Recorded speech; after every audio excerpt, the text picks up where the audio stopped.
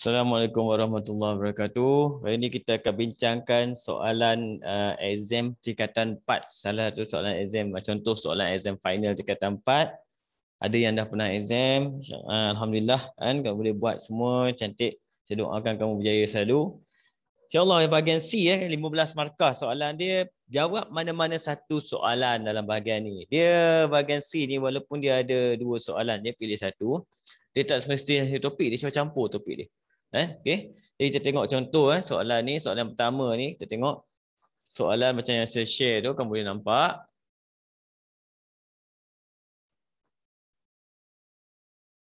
Okey. Puan Marlina meminjam dari bank Purnama sebanyak RMX. Jadi nombor 16 sini. Dengan kadar faedah 400 tahun. Ini cerita pasal kadar faedah. Tempoh bayaran balik adalah selama 8 tahun. Jika ansuran bulan yang dibayar ialah 275, berapakah jumlah wang yang dipinjam oleh Puan Marlina? Jadi ini topik ni sebenarnya ini tingkatan 3 punya, tapi dia masuk dalam SPM Matematik. Jadi kita tengok kat sini apa yang dia bagi. Jadi formula apa kita nak pakai dan apa yang dia bagi. Puan Marlina minjam pada bank sebanyak RMX. Jadi dia punya pinjaman dia punya principal, kita panggil P simbol dia. Principal dia adalah sebanyak RMX. Itu kita bagi berapa banyak dia pinjam. Principal.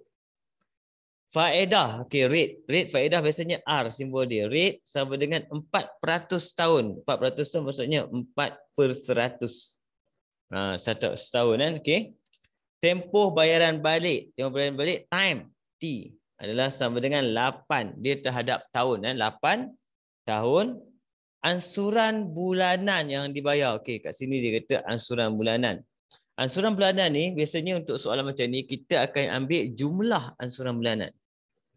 Jumlah ansuran bulanan. Simbol dia A. Simbol dia A. Sebenarnya saya guna simbol ni sebab ada formula dia bagi dalam exam kamu. Okay, ada formula yang diberikan.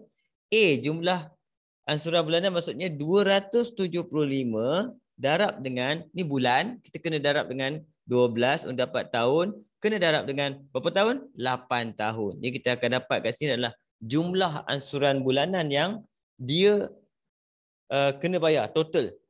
Jadi kita ambil kalkulator, kita calculate ni dulu.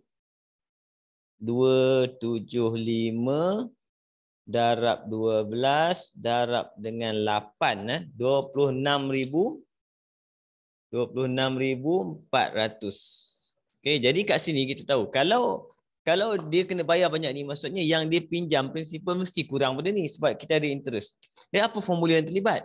Formula ni dia ada bagi dalam senarai formula kamu. Formula iaitu jumlah bayaran ansuran adalah sama juga dengan P plus PRT. Dia lagi formula. Saya tak ingat nombor berapa formula dia. Jadi kamu kena tahu siapakah A, siapakah P dan siapakah R, siapakah T. Bila kamu tengok, kalau kamu terlupa formula, ingat. Ansuran bulanan pun semua macam ni. Ini ansuran bulanan. Okey. Jadi kita masukkanlah formula ni.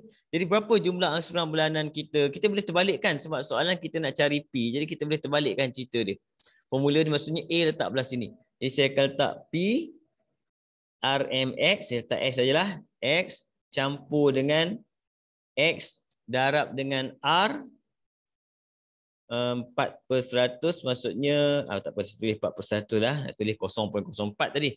Okey, darab dengan 8 sama dengan 26,400. Itu kaedah dia.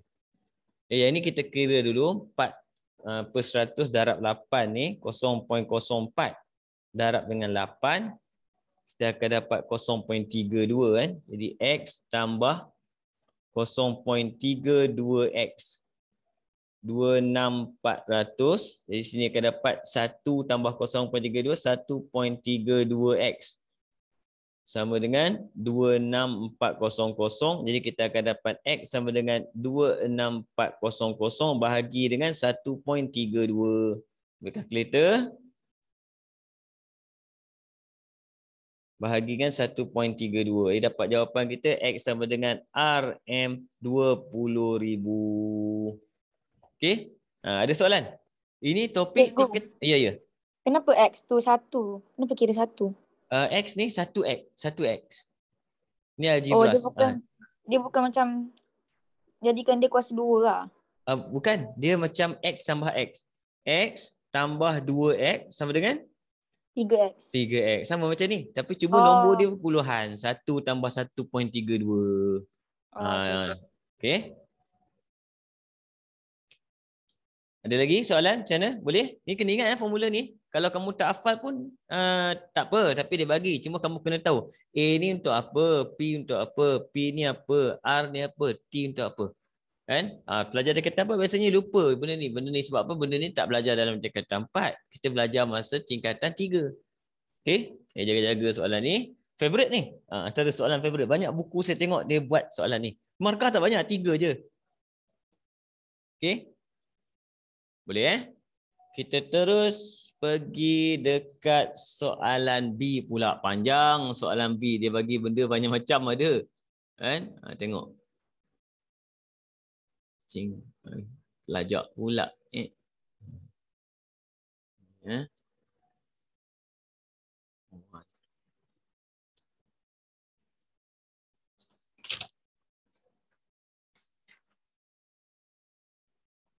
Okey, saya akan ambil nombor 16 B pula.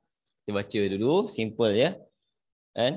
Encik Razlan bekerja sebagai seorang doktor dengan gaji bersih sebanyak 11,350 sebulan kan. Ni rasa macam banyak je, betul tak? Kita tengok apa cerita dengan Cik Razlan kan.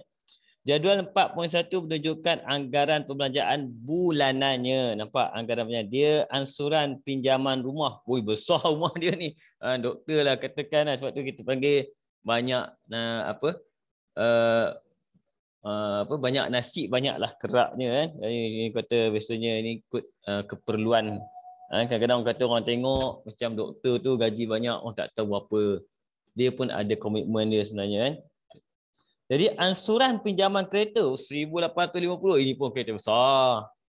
Okey, bil utilities 300.5 biasa, petrol dan tol. Jimat doktor ni bagus kan. Okey, insurans 800, itu penting dia ada insurans. Pembelanjaan dapur 1,100. Dapur dia sebulan lagi rendah daripada pinjaman kereta dia. Hiburan 900. Semacam tak apa. Encik Razdan menyimpan 10%. Okey, kita tengok. Simpanan dia 10% pada gaji. Maksudnya, yang ini yang tak ada. Dalam jadual tu, maksudnya dia simpan sebanyak 1% gaji dia, maksudnya 10% simpanan. Simpanan 10% daripada 11,350 adalah dia simpan sebanyak 1,135 sebulan. Ini antara benda yang bagus lah untuk kita buat. Siap boleh dia simpan untuk dana kecemasan okey. Di ruang jawapan menunjukkan pelan kewangan Encik Razlan. Lengkapkan pelan kewangan Encik Razlan. Oh, yang ni saya suka soalan ni. Sebab markah dia 10 tau. 10 pula. 7. Markah dia 7 sebab markah penuh dia tadi 10, dia ambil 3 kan. Jadi kita tengok. Ni lebih kurang kamu boleh nampak kan. Kalau kamu boleh nampak, senang sikit lah. Boleh ikut. InsyaAllah. Tak apa clear ni. Tapi okey, tak apa kan. Kita tengok kamu punya. Kita tengok dekat mana kewangan dia. Sekejap. Ni. Ini untuk yang saya share. Kurang lah. Okey. Tengok cerita dia. Gaji bersih 11,350. Okey. Pendapatan pasif tak ada. Dia tak ada bagi tahu dalam pendapatan pasif kan. Okey. Jumlah pendapatan bulanan banyak ni. Tolak simpanan tetap. Ni. Kan? 1135. Tolak simpanan tetap 135. Tolak simpanan untuk dana kecemasan. Benda sama tadi. Dana kecemasan. Iaitu 1135 juga. Kan? 1135 juga untuk dana kecemasan. Benda yang sama tanya benda ni okey, jadi kita tengok kat sini berapa baki dia. Kita ambil kalkulator, kita tolak. Jangan tolak 2 kali, sekali je. 11,350 tolak dengan 1135. Tolak lagi, ni tolak dana, tolak lagi dengan apa? 35. 2 kali tolak. Okey, betul ke 2 kali tolak? Saya tengok baca balik soalan dia. Soalan dia kena baca tak lengkap. Kacau tak? Okey, kita baca soalan dia tengok. Encik Razlan menyimpan 10% daripada gaji bersihnya masing-masing. Okey, perkataan masing-masing tu penting. Kan? Perkataan masing tu penting. Kenapa? Bila dia kata masing-masing maksudnya 10% untuk simpanan bulanan dan 10% lagi untuk dana kecemasan. Jadi betul lah ni. Maksudnya kita kena tolak 11,350 tolak 1,135 tolak 2 kali. Sebab dua-dua ni dia simpan. Jadi banyak juga dia simpan bulanan. Jadi baki perdebatan dia berapa? Baki kena letak belah kanan. Baki dia adalah 9,080 saja. Okey. Perkataan masing-masing tadi. Saya pun miss mula-mula tadi. Perkataan masing-masing tu maksudnya 10% untuk pendapatan dan 10% untuk simpanan dana kecemasan. Okey. Tolak pembelanjaan rumah kat sini. Tolak pembelanjaan tetap. Yang tetap maksudnya yang belum diisi adalah insurans. Kita pergi tengok semula kat tadi. Insurans. Tengok kat sini. Insurans dia ada sebanyak apa? 800. Jadi kita kena letak balik 800. Jadi berapa jumlah pembelanjaan dia?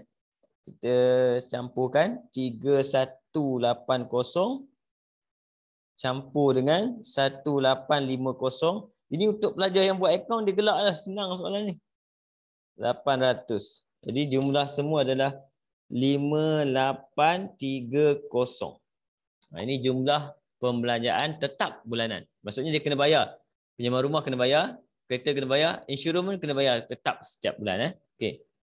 Tolak pembelanjaan tidak tetap. Tidak tetap yang belum diisi adalah bil utilities. Bil utilities tadi berapa? 300.5 termasukkan. Campurkan semua. 450 campur 900. Okey, alamak putus. Aduh. Ada orang call kejap. Halo? Ada tengah ngajar.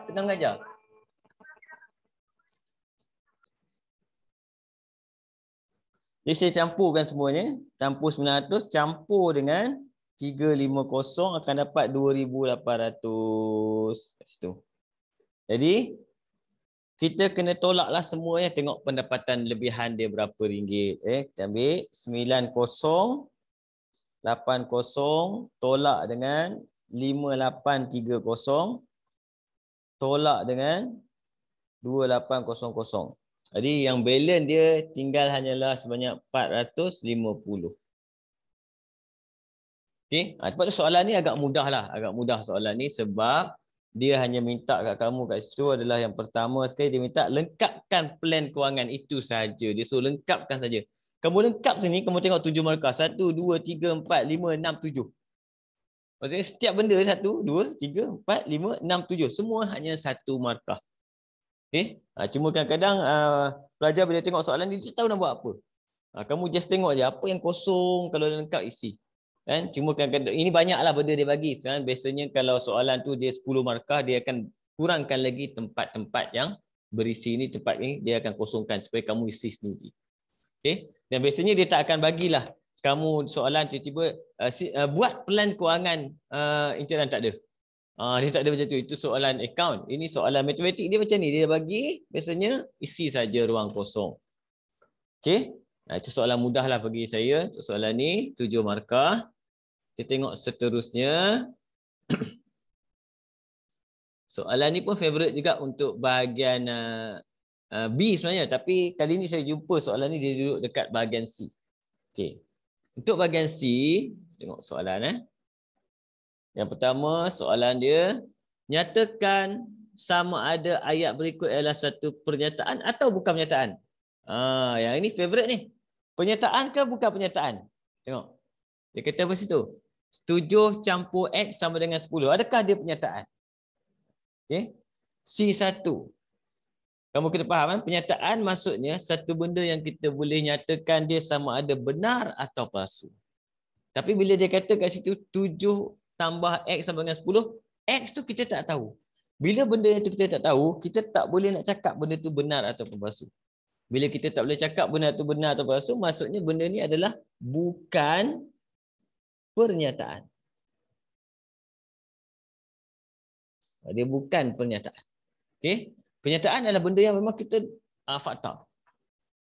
Okey? Kadang-kadang dia bagi ayat soal, kadang dia bagi ayat seruan, itu automatik bukanlah awal-awal. Dia mesti ayat penyata yang boleh kita nyatakan sama ada dia benar atau palsu. Itu namanya pernyataan. Okey? Tulis 2 implikasi berdasarkan pernyataan berikut. Yang ini paling senang, paling favorite. Iaitu bila dia kata implikasi, kita hanya pecahkan dia jika dan hanya jika tu kita pecahkan kepada jika maka. Jadi jika depan dia adalah apa? X ialah nombor genap. Tapi kena salin semua. Nombor genap, maka X boleh dibahagi tepat dengan 2. Satu kan? Satu lagi, terbalikkan saja. Kita mulakan dengan jika juga, tapi belakang dulu. Jika X boleh dibahagi tepat dengan 2, koma, maka ingat sebelum maka kena ada koma kan? Maka X ialah nombor genap. Kadang-kadang saja dia bagi kamu panjang ayat dia, kamu kena salin betul-betul. Ikut betul-betul sebab benda ni bonus. Dia bagi saya saja kamu tengok markah dia 1, 2. Kan? 1, 2, 3 dah ni. Bukan pernyataan 1 markah, 1, 1 dah 3. Okey? Nombor 3 ni, nombor 3 ni bila dia bagi permis ni kena hati-hati kan. Tuliskan permis 1 untuk melengkapkan hujah. Okey, permis 1 ni dia ada 2 keadaan. Permis 1. Dia boleh jadi jika maka ataupun dia boleh jadi semua. Dia boleh jadi semua. Kan? Okey, tapi kita tengok keadaan dia macam mana. Contoh yang ini kalau kamu tengok 43 ialah nombor perdana, 43 hanya ada 2 faktor. Ada perkataan hanya di situ. Kan? Hanya ada 2 faktor. Bila dia kata hanya ada 2 faktor, kat sini maksudnya kat situ untuk menjadikan kesimpulan dia benar, yang terbaik kita gunakan perkataan semua. Okey, semua kita tak ambil yang sama 43 dengan 43 kita tak ambil kita buang. Semua nombor perdana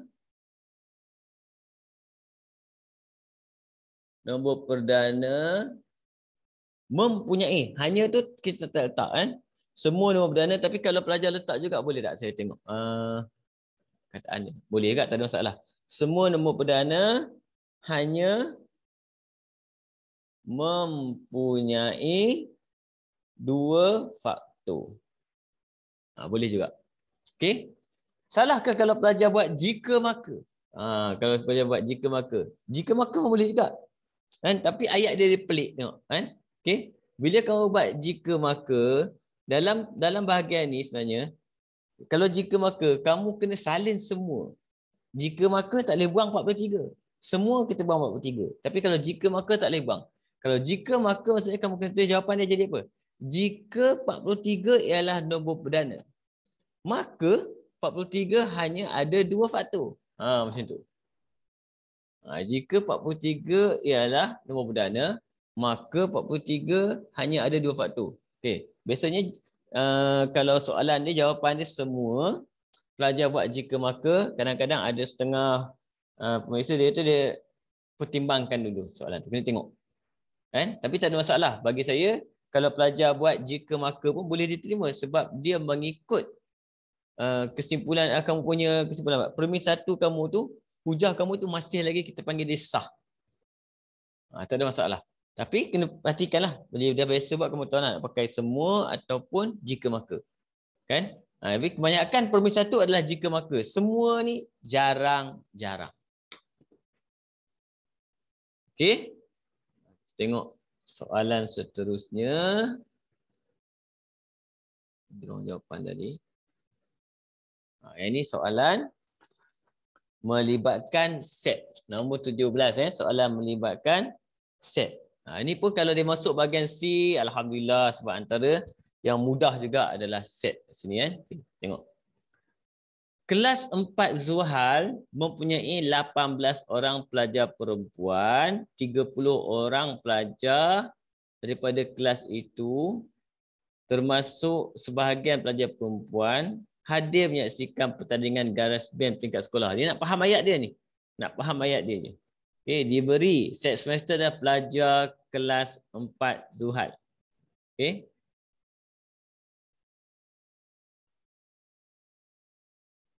Oh, okey, macam-macam mana cerita dia ni. Okey. Jadi cerita dia kat sini, kalau kamu tengok dekat dia punya apa ni perkara yang diberi, dia kata set semester dia pelajar kelas 4 Zuhal. Kita tak tahu berapa. Kan? Jadi pelajar kelas 4 Zuhal, set semester, jadi kita kena buat kotak. Dalam kotak ni adalah semua pelajar kelas 4 Zuhal. Letak simbol dia. Macam-macam cacing, tak apalah. Kan? Okey. Kemudian dia kata F adalah pelajar perempuan. F adalah pelajar perempuan. Okay, kita buat pelajar perempuan. Ini pelajar perempuan. F. Okey. G adalah pelajar yang hadir menyaksikan pertandingan garas band. Okey, bila kamu tengok cerita dia kata G yang hadir garas band, ayat dia kat atas dia kata apa? Yang hadir garas band ni 30 orang ni termasuk sebahagian pelajar perempuan. Maksudnya apa? Yang hadir garas band tu dia akan masuk. Dia akan ambil sikit pada pelajar perempuan. Jadi maksudnya dia ada berlaku pertindihan kat sini. Macam tu. Ini kita jadikan dia G. Okey. Untuk soalan dia kata, lukis sebuah gambar Raja Van untuk mewakili hubungan antara set semester F dan G. Ini saja. Cukup. Habis. Tak payah isi siapa nombor-nombor, tak payah. Sebab dia kata, hubungan saja yang mewakili.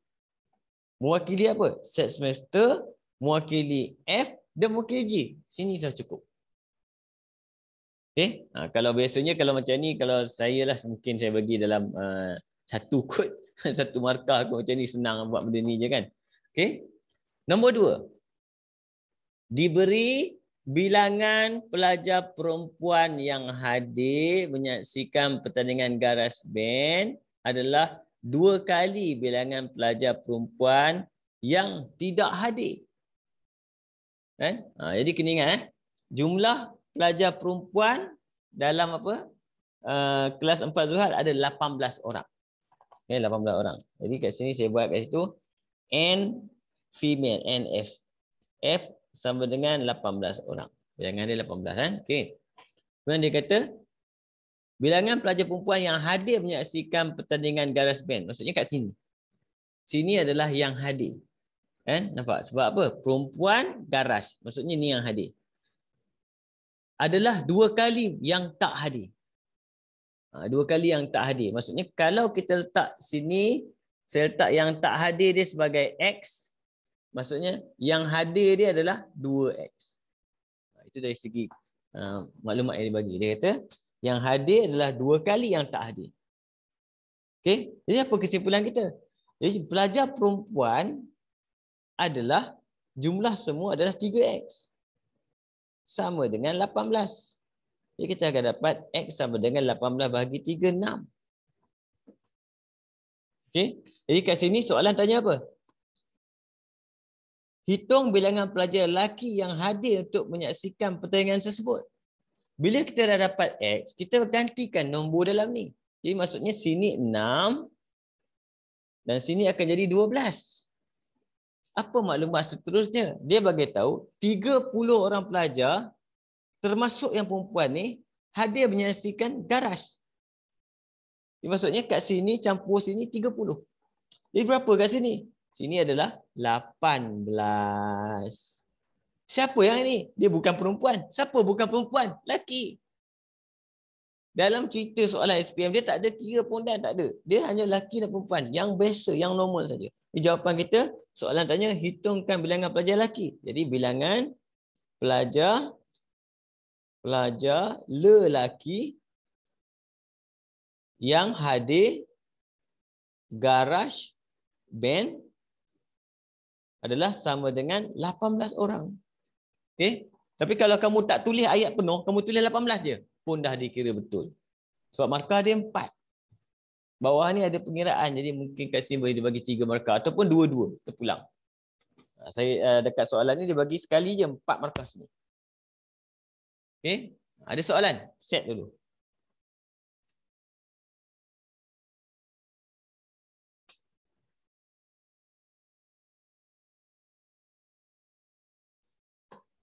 Ada? Tak ada? Tak ada, kita terus kan?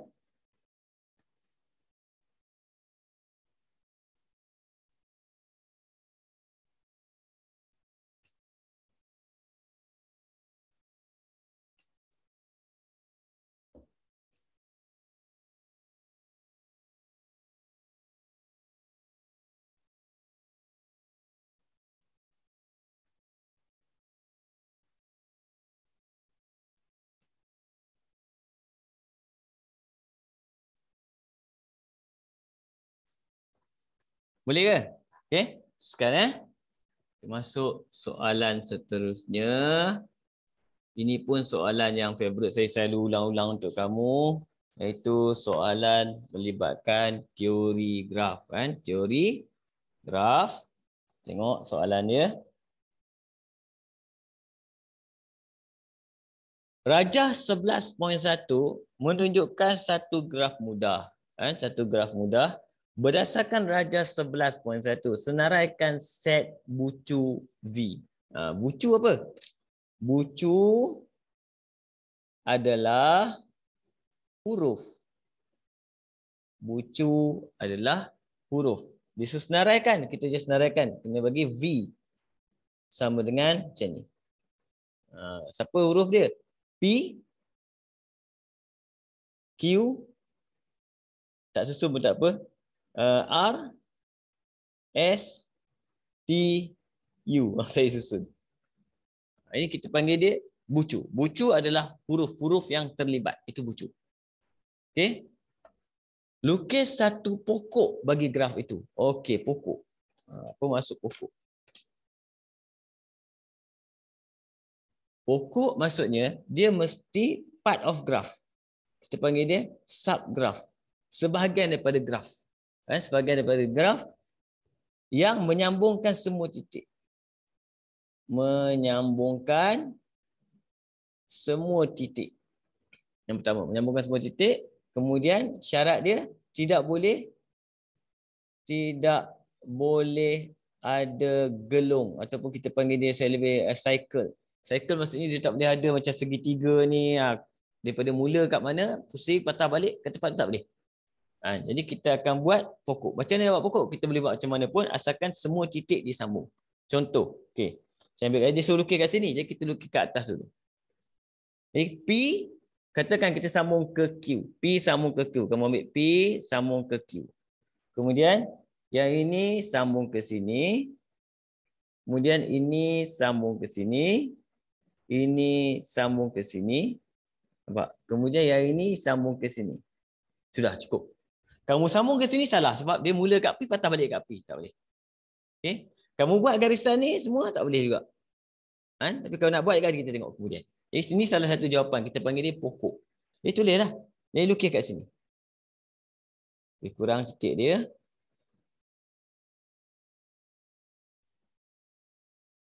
Okey, kemudian kamu letak huruf P, Q, U, R, S, T. Kamu sambung aja.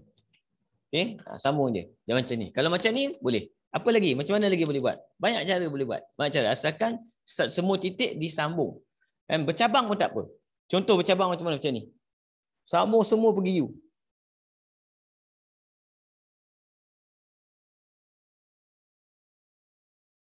Nampak? Ini pun boleh. Sorry, tak boleh. Sorry. Tak boleh, titik tak ada. Yang ini tak ada. Pandai saya tak boleh. Jadi kena sambung ke sini. Benda tu tak ada tengah-tengah sambung ke sini. Contoh ke sini. Betul. Dia asal macam mana pun boleh. Syarat dia mesti kena ingat. Mesti sebahagian pada graf ni. Tak boleh, tak ada pandai-pandai, tak boleh. Kan ni tengah-tengah ni. Okey. Sebahagian besar graf tapi menyambung ke semua titik kena sambung. Kena ada orang pergi kat titik tu. Tak boleh tinggal titik saja. Okey. Dan dia tak boleh ada patah balik. Ada segitiga ke. Jadi ada macam satu gelung lah. Mula kat situ dia ada lalai pergi situ balik, tak boleh. Itu kita panggil dia pokok. Okey. Macam ni pun boleh. Macam mana buat dah, tak kisah. Jawapan dia open. Banyak pokok boleh buat. Dia suruh lukis satu je. Markah satu. Soalan kedua. Lukis satu graf yang punya gelung dan berbilang tepi bagi bilangan darjah 343. Okey. Yang ini susah sikit. Sebab dia kata apa? Dia tak ada kaitan dengan ni. Gambar ni tak ada kaitan. Sebab gambar ni nombor 1, cerita dia sampai AB itu je. Gambar ni. Okey. Bila dia masuk nombor 2, cerita dia lain. Nombor 2, dia kata lukis satu graf yang mempunyai gelung dan berbilang tepi. Bagi bilangan darjah apa? 3, 4, 3. Jadi bila dia kata 3, 4, 3, maksudnya berapa titik kita ada? Kita ada kat situ ada 3 titik. 3, 4 titik. 3 titik. 3, 4, 3. 3 titik. 1, 2, 3. Boleh macam ni pun tak apa. Okey, kalau nak buat contoh kamu nak buat segitiga boleh? Segitiga lebih sesuai kot. Gitu. Dia tak kisah. Buatlah macam mana pun. Okey. Lepas tu dia kata apa? Dia mesti satu ni ada 3 darjah, satu ni ada 4 darjah, satu lagi ada 3 darjah saja. Okey. Lepas tu dia kata apa? Mesti ada punya gelung dan berbilang tepi. Jadi kita akan tengok. Apa maksud darjah? Darjah adalah garisan yang pergi ke titik tersebut. Contoh, saya letak gelung kat sini. Gelung dulu, saya letak gelung dah. Kalau saya letak gelung kat sini, maksudnya sini dah ada berapa darjah? Gelung saja dah ada 2 darjah. Gelung saja ada 2 darjah. Jadi kalau saya buat satu garisan ke sini, satu kat sini, automatik dekat sini saja dah genap 4. Dia punya dah 4 dah. Dia tak boleh letak orang dah kat dia. Okey. Kemudian yang lagi 2 dia nak apa? Dia nak berbilang tepi. Jadi garisan menyambungkan antara titik-titik ni tak boleh lah. Ya, apa kita buat? Kita sambung 2 ni yang boleh buat. Sebab dua-dua yang titik bawah ni mesti 3 dan 3. Macam mana dapat 3? Kita sambung seekor. 1. Kita buat apa? Berbilang tepi. Dapat jawapan dia. Nampak? Kan? Dia boleh buat macam mana pun. Kat sini boleh buat. Tu pulang kat kamu. Macam mana nak buat? Cikgu, yang bawah tu bukan jadi 2 ke 3? Dia jadi yang bawah ni. Jadi maksudnya kat sini ada berapa darjah? 1, 2, 3. Macam tu. Dekat sini ada berapa darjah? Selagi tak letak je punya arrow, dia tak jadi. Dia tak ada arrow. Itu kalau graf berarah cerita lain. Terarah. Tapi kalau kita letak macam ni, ini berbilang tepi dia, darjah dia hanyalah melibatkan 1, 2, 3, 1, 2, 3, 1, 2, gelung saja 2. Gelung saja 2. Bila kita letak arah, dia jadi cerita lain. Jadi kalau ada arah, maksudnya gelung tu kalau kamu letak arah, dia jadi 1 je nanti. Dia 1 je darjah dia. Sebab kalau tak ada arah, maksudnya dia boleh ikut sini, dia boleh ikut sini. Lepas tu dia dapat 2 darjah dia seorang. Okey. Dan biasanya kalau dia suruh lukis graf macam ni, ini dia akan bagi kamu 2 markah. Jadi 2 markah di sini, 2 markah di sini, 1 markah di sini. Semua 5. Topik ni antara topik yang untuk SPM pun antara topik yang menarik. Dan mesti ditanya. Mesti ditanya dalam exam SPM tahun ini dan tahun depan. Sama untuk kamu. Sebab apa? Ini adalah topik baru. Topik baru. Dia mesti nak test adakah pelajar boleh menguasai topik ni. Boleh, Syarika? Boleh, cikgu. Okey. Yang lain boleh Okey, kita tengok soalan satu lagi. Ni soalan terakhir hari ni. Kan? Habis dah cerita dia. Okey, ini adalah graf gerakan. Ini topik untuk graf gerakan. Okey. Jadi untuk graf gerakan kamu tengok graf jarak masa. Bila graf gerakan perhatikan dulu graf apa? Jarak, tengok unit dia kilometer, masa, minit. Okey, sini kamu tanda situ jaga-jaga. Kan tulis awas ke? Boleh cuti-cuti tak masalah, jawapan kita kat sini. Awas kenapa? Biasanya unit dia kalau kilometer mesti jam tapi dia buat minit. Jaga-jaga. Ni baca soalan betul-betul kan? Menunjukkan perjalanan bagi sebuah kereta di antara dua tempat. Okey. Nyatakan tempoh masa. Maksudnya dia nak tempoh masa, dia nak masa. Dalam minit. Garis semua perkataan ni, unit-unit penting. Pemandu berhenti. Berhenti maksudnya apa? Berhenti maksudnya dia straight macam ni. Ini berhenti. Berhenti. Okey. Berapa lama? 45 tolak 15 buat jalan kerja.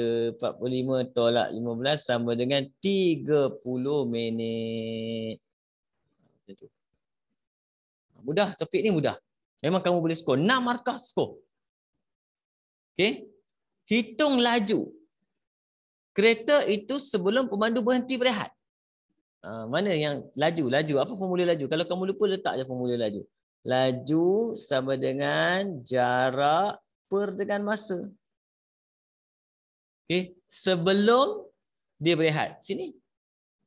Sebelum dia berehat kat sini laju. Okey. Jadi berapa dia punya jarak? Jarak dia adalah kilometer dia 25. 25 jarak dia. 25 jarak dia. Per dengan laju, ingat tengok ini saya kata kilometer per jam. Tak boleh pakai minit. Hati-hati. Jadi minit kita 15 minit kena tukar 15 per 60. Kena tukar baru boleh tekan kalkulator. Jangan silap kat sini. Tekan kalkulator, kamu letak 15 saja habis. Tak boleh. Kan? Kena ingat. Okey, yang ni saya akan kira. Kita ambil kalkulator, kita kira tengok. 25 per dengan 15 per dengan 60. Dapat jawapan 100. Baru logik. 100 km sejam. Kalau kamu salah tadi dia akan jadi point. Dia akan jadi kecil. Jadi kilometer sejam macam kereta tu tak jalan ni cerita dia. Okey, ini laju. Nombor 3. Cari nilai bagi Q jika laju purata. Okey, laju purata. Laju purata tulis formula dulu. Laju purata sama dengan apa? Jumlah jarak per dengan jumlah masa. Jadi jumlah beza dengan laju saja. Laju purata jumlah jarak bagi jumlah masa. Okey. Keseluruhan perjalanan ialah 85. Dia bagi laju purata sama dengan 85 km sejam. Jadi kita tengok mana jumlah jarak. Jumlah jarak maksudnya dia mula dekat kosong, dia jalan, dia last kali habis dekat Q. Jadi jumlah jarak dia adalah Q. Jumlah masa dia berapa? Dia mula dekat kosong, dia habis dekat 80. Jadi saya tak share lah. Lupa pula share soalan. Dah nak habis dah pun. Okay. Kan? Dia mula dekat kosong, dia habis dekat 80. Maksudnya 80 minit. Kita kena ambil itu. Sama dengan 80 minit, 80 per 60.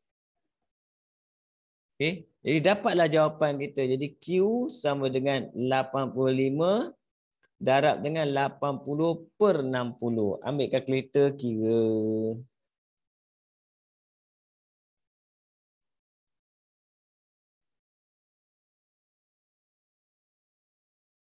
Dapatlah jawapan kita 113.33. Macam tu.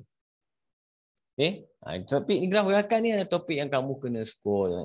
Memang antara topik yang memang kamu boleh skor sebenarnya. Boleh sangat. Jadi kamu kena buat revision. Tengok betul-betul topik ni. Kalau kamu tengok saya punya video-video sebelum ni pun ada pasal topik graf gerakan. Okey. Kita pergi, habis ke? Saya bagi banyak ni saja ke?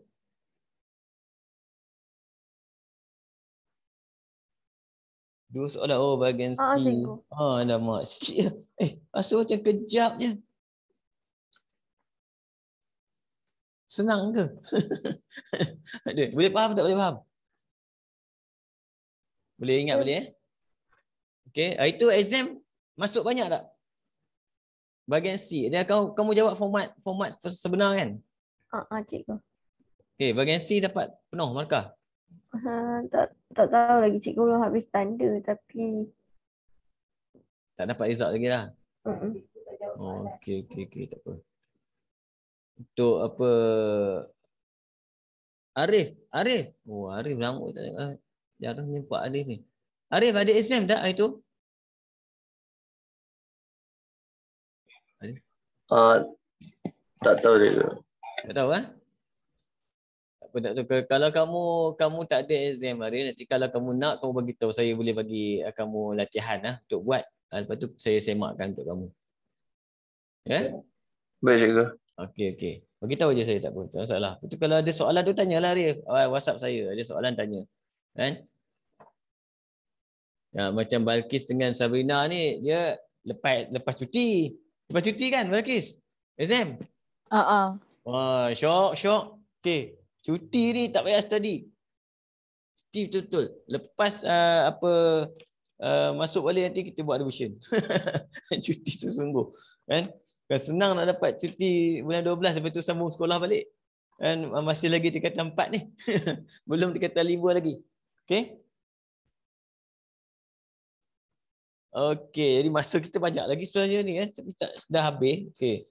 Saya nak tanya kamu satu lah. Jadi kalau kelas sekali lagi, insya-Allah untuk minggu depan sebenarnya kan, saya pergi bercuti, jadi kamu mungkin akan tak ada kelas juga untuk minggu depan, kan? Tapi saya akan buat beberapa video untuk menggantikan kelas tersebut. Okey? Jadi kalau kamu nanti minggu depan saya akan upload, kamu boleh tengok, saya akan post kat grup semua. Aku boleh tengok macam mana topik-topik dia. Jadi kalau kamu perlukan saya buat video untuk beberapa topik penting, kamu WhatsApp saya. Cikgu, saya nak topik ni. Bagi WhatsApp saya. Saya akan buatkan untuk kamu untuk kemujukan dengan latihan sekali lah, insya-Allah. Okey. Jadi untuk hari ni setakat ni dulu, minta maaf. Dan saya pun tak perasan laju pula hari ni kan. Okey, tak apa. Jadi saya target tadi soalan bahagian C ni kalau 15 30 markah saja ni. Dan kita jumpa lagi insya-Allah minggu ketiga cuti. Okey, kita jumpa lagi insya-Allah. Assalamualaikum warahmatullahi wabarakatuh. Nanti tengok jangan lupa saya bagi video, tengok video tu tapi pendek-pendek lah kan. Bukan macam video kelas panjang. Video revision pendek-pendek saja. Saya buat khas untuk kamu insya-Allah. Jadi assalamualaikum warahmatullahi wabarakatuh. Okey, terima kasih cikgu. Okey, ni nombor saya Re. 0127747688.